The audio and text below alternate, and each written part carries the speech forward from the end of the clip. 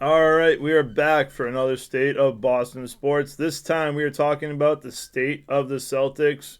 2 games in after the All-Star break, they're looking like they haven't even been on break. They're still, pistons firing, guns firing.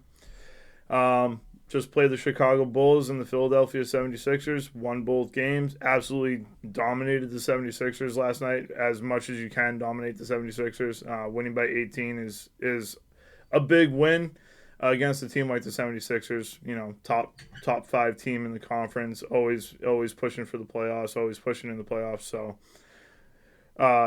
18 points isn't a lot in a basketball game, but it is against when you play the 76ers. So, what are our thoughts? I mean, they're a wagon. There's not really any other way to put it. They should be the number one seed overall going into everything.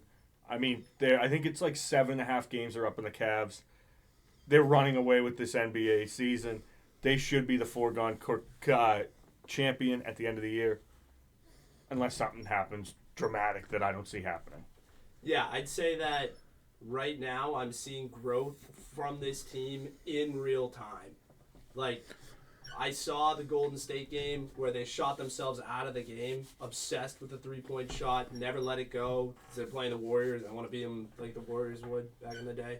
And that's what they would lose games, was like the Warriors where they shoot themselves out of it, the Denver game, the Clippers game, they shoot like 15%. They shoot 11 for 40 from deep. Very poor stuff. What I'm seeing now is Jaylen Brown being the driver in the paint, which is what I needed. He can shoot it, and Nick Nurse took away the outside shot from him, and he dominated in the paint, which was very good to see out of Jaylen Brown last night against the 76ers. It adds another layer to that offense too. It does. It adds something that I think they need, because I think that Tatum is obviously an ISO guy. I think that Derek White will take his drives, will take his threes, but I think they need a true driver. And I think that Drew Holiday and Jaylen Brown being able to do that, I think they're going to be very hard to go. Yeah. Slashers for that team with the best space in the league. And then you can space better. Your 5 is spacing, just like the Denver Nuggets with Jokic. Yeah, you can kick Porzingis out to the 3-point line, and you're going to have to have a center covering him. Yeah. He's going to blow by him every time. Or if he gets open, you can shoot a 3. So. Yeah, I mean, what I saw, the brief minutes that I saw of the game against the 76ers, Tyler Maxey didn't look that great. But I think Jaylen Brown getting pushed into the inside, not being able to be on the outside, I think that improves his game a lot. It really, really makes sure that really targets that he works on his handling skills, which have been a problem in the past. But I feel like when he's forced, to go into the inside, go to the paint, drive the basket, I feel like he is a lot better at handling the ball. And it really opens up a lot more options. And I think the 76ers really opened up something for the Celtics, and hopefully, Mazzulla sees that, the coaching staff sees that, and kind of, makes that a game plan, part of the game plan now, instead of, let's, kick it out to the outside, let's shoot it, put up a 3, we miss, we don't rebound, we just go back on defense. So we've all been to a game this season. We've all seen who can really truly be the 3-point shooters, the consistent 3-point shooters. And like Matt said, if Porzingis gets kicked outside, one of the bigs on the other team are going to have to cover him, and he's faster than a lot of other bigs on other teams. I just think that I have never been more hyped about a Celtics playoff run than this one. Because I think they truly, even last year, you still had some doubts after the Warriors loss. This year, there's no weakness on this team, really. I don't like the bench. The bench is still, I think, honestly, one of the better benches in the league, which nobody thought coming into the year this year. The starters, obviously, I think the best starting 5. I'd say maybe since the Golden State 73 win, or the one where they had a Durant. This is really I would, in my opinion, is the best bench that the Celtics have had since their championship team. Yeah, I would say, I mean, it's definitely one of those units that is cohesive, and I think that they really work well together. I think a lot of these teams' benches, I think they have one guy who scores a lot, but the rest of the unit doesn't really click together. This one really understands their role. I think Brendan stated it before.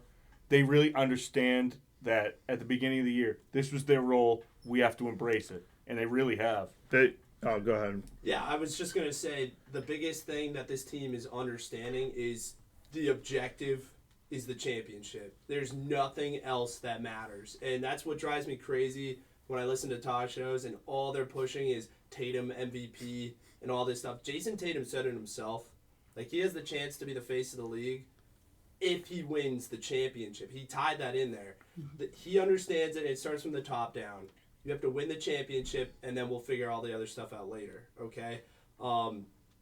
Like 2 years ago, it was players didn't understand the role. Malcolm Brogdon, Marcus Smart, they want to take the last shot, all this stuff. Derek White's trying to get a contract. Last year, Jaylen Brown with the media tour, he's going out talking about why he needs to be in the All-NBA to get his Supermax contract. Everyone's all taken care of. There is no excuse. Mm-hmm. Jason Tatum, sure he can go win the MVP, but the most important thing is bringing Banner 18 to Boston. Absolutely. Yeah, this team has really matured for sure. And on the topic of the bench, Big Al loves coming off the bench. We saw it last year, and he's just all-star quality off the bench this year, even more so. Like you guys said, they all understand their roles this year. They don't have anybody that's trying to be the star of the team. They all know that it takes the entire team to win the championship. They don't need one player to be taking all the shots, take the last shot, try to win the game. Really matured, and like we've talked about on previous episodes, the only team that really might give them a little bit of trouble in the playoffs is at the end game. The Western Conference, the Denver Nuggets, that is going to be their toughest competition if they when they make the championship. Because there's like Matt, there's no doubt in my mind that they don't make the championship unless something drastic happens. But the only team that I see them really having problems against is the Denver Nuggets in the championship. So I mean, we saw how they struggled, against them, but I think they're primed, they're ready. They really needed that All-Star break, and they're looking stronger than ever now. We're seeing a change in the league right now. We're seeing it's no longer going to be LeBron's league. It's no longer going to be Steph Curry's league in a few years. I think it's going to be Tatum's league. I thought that it was going to be Giannis taking that. That is a train wreck up in Milwaukee. They have no idea what they're doing. Doc Rivers gets hired, they're even worse now. He was 30-13 when they're hired. I believe he's like 7-10, something like that. Doc is like the Bill Belichick of the NBA. Like his time is over. I feel like the league has changed. The league has changed since he coached the Celtics. And it's only gonna keep changing. Maybe Bill Belichick isn't the best comparison, but I think his Doc's coaching methods are a bit outdated. Doc is a historical choker. He has led more good teams to the playoffs, only to fail when the expectations get high. Except for one. My final take on the Celtics is, coming out of the All-Star break, that was when they let their foot off the gas. All right, they were a top seed in the East last year with all the guard depth and all that, but personal agendas got in the way, and they let their foot off the gas at the end. Right now, I'm seeing them come out, stomp Chicago, and you should. Chicago's been down there for a while. But then Philadelphia comes to town, and you just absolutely destroy them. 18 points. They're going to play Golden State this weekend. It's going to be exciting. They have an opportunity to just hit the ground running, come straight out of the All-Star break. They understand the objective, and that's all I ask for. Yeah, they have two big games coming up. They're playing Dallas and they're playing Golden State. Two very, very big games.